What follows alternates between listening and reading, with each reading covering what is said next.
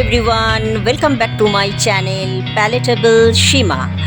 তো চলো আজকের রেসিপি শুরু করি। আজকে বানাতে চলেছি কাড়া বা কাত।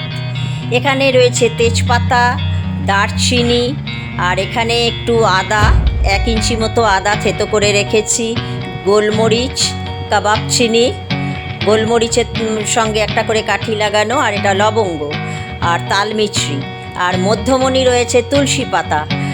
ব্যাস, এই ইনগ্রেডিয়েন্টস। আরও কিছু রয়েছে, সেটা পরে দেখাচ্ছি, কিন্তু প্রাথমিকভাবে আমার এই ইনগ্রেডিয়েন্টসগুলোই লাগবে। তাহলে শুরু করছি আজকের রেসিপি কাড়া বা কাত। আমি যে পাত্রে চা করি সেই পাত্র বসিয়ে দিলাম। এবার এখানে কাপ মেপে জল দেব, কারণ আমি 3 কাপ জল দেব, কিন্তু এটা শুকিয়ে 1.5 কাপ থেকে 1.25 কাপ, বড়জোর 2 কাপ, মানে মোটামুটি 1 কাপের বেশি বা 1 কাপ মতো এটাকে শুকোতে হবে ইনগ্রেডিয়েন্টসগুলো দেওয়ার পর, যাতে এক্সট্রাক্টটা বেরিয়ে আসে। মোটামুটি 5 থেকে 7 মিনিট ফোটালেই সমস্ত ইনগ্রেডিয়েন্টস দেওয়ার পর এটা তৈরি হয়ে যাবে।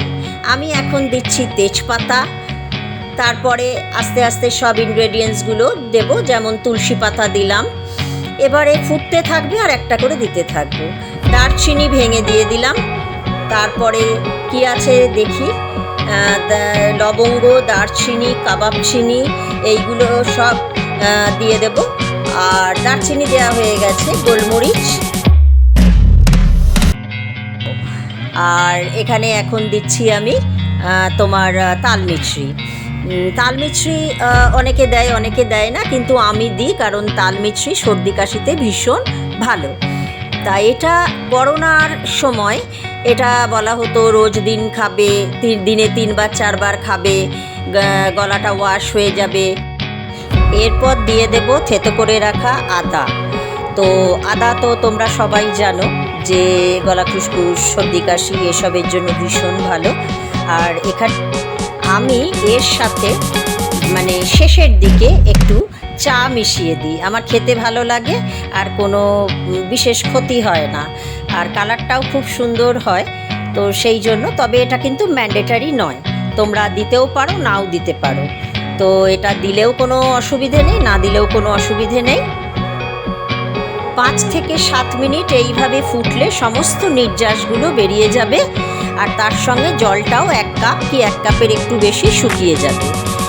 এইভাবে কিছুক্ষণ ফুটতে দেব। দেখো কি সুন্দর লাগছে, কালারটাও ভীষণ সুন্দর লাগছে, কারণ যে কোনো কিছুই মানে দেখতে ভালো হলে খেতেও ভালো লাগে। আমার তো অন্তত তাই। অনেকটাই শুকিয়ে এসেছে এবং এটা হয়ে এসেছে কাড়া বা কাত, যে যাই বলো না কেন। এটা একটা আয়ুর্বেদিক ওষুধও বলতে পারো, আর খুব টেস্টি খেতে। আর এটা কিন্তু গরম গরম খেতে হবে বা সার্ভ করতে হবে।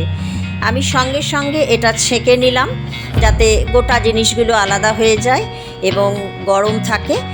আর এই অবস্থায় আমি মানে একটুখানি মধু মেশাবো, আর এর সাথে একটু লেবুর রসও দেব। তা মধুটা যে যেমন খাবে মিষ্টি সেরকম দেবে, আর লেবুর রসটা আমি আলাদা করে একটা কাচের বোলে নিয়ে নিলাম, কারণ যদি কোনো ওর মধ্যে সিড থাকে সেটা মিশে যাবে, সেই জন্যই আলাদা করে নিলাম। আর কিছুই না, কারণ লেবুর রসও সর্দি কাশিতে ভীষণ ভালো, ভিটামিন সি। মিশিয়ে দিলাম, ব্যাস। এবার একটু চামচ দিয়ে স্টার করে নেব, তাহলেই রেডি হয়ে গেল আমাদের কাত বা কাড়া, যেটা খাওয়া প্রচণ্ড ভালো। যারা গান করে, যারা কবিতা করে, মানে আবৃত্তি বলে, মানে গলাটাকে পরিষ্কার রাখার জন্য। আর কি না, এমনিও সর্দি কাশিতে বা আমরা রোজও খেতে পারি। আমি তো এটা রোজ না হলেও 2 দিন 1 দিন অন্তর খাই, আমার খেতেও ভালো লাগে, আর এটা শরীরের জন্য খুব উপকারী। তো চলো, সামনের দিন দেখা হচ্ছে নতুন একটা রেসিপি নিয়ে। আর আজকের রেসিপিটা যদি ভালো লাগে প্লিজ কমেন্ট করে জানিও, আর তোমরা বাড়িতে ট্রাই করো, বন্ধুদেরকে শেয়ার করো, আর লাইক তো একটা পেতেই পারি, আর সাবস্ক্রাইব করো কিন্তু।